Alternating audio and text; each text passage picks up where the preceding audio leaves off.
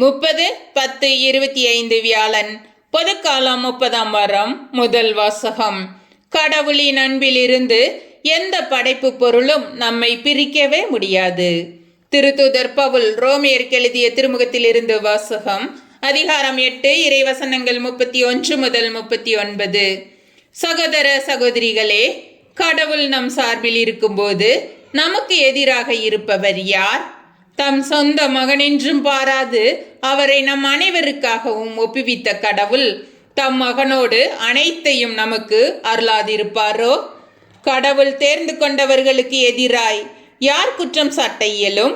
அவர்கள் குற்றமற்றவர்கள் என காட்டுபவர் கடவுளே.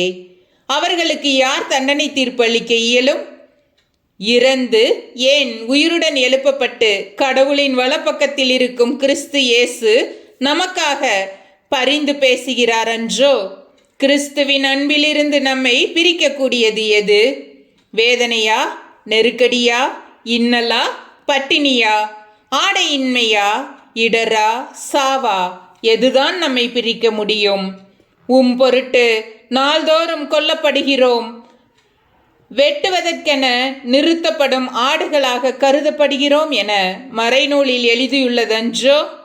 ஆயினும் நம்மேல் அன்பு கூறுபவரின் செயலால் மேற்கூறியவை அனைத்திலும் நாம் வெற்றி மேல் வெற்றி அடைகிறோம். ஏனெனில் சாவோ வாழ்வோ, வானதூதரோ ஆட்சியாளரோ, நிகழ்வனவோ வருவனவோ, வலிமை மிக்கவையோ, உன்னதத்தில் உள்ளவையோ ஆழத்தில் உள்ளவையோ, வேறெந்த படைப்போ நம் ஆண்டவர் கிறிஸ்து இயேசுவின் வழியாய் அருளப்பட்ட கடவுளின் அன்பிலிருந்து நம்மை பிரிக்கவே முடியாது என்பது என் உறுதியான நம்பிக்கை. ஆண்டவரின் அருள் வாக்கு. இறைவா, உமக்கு நன்றி.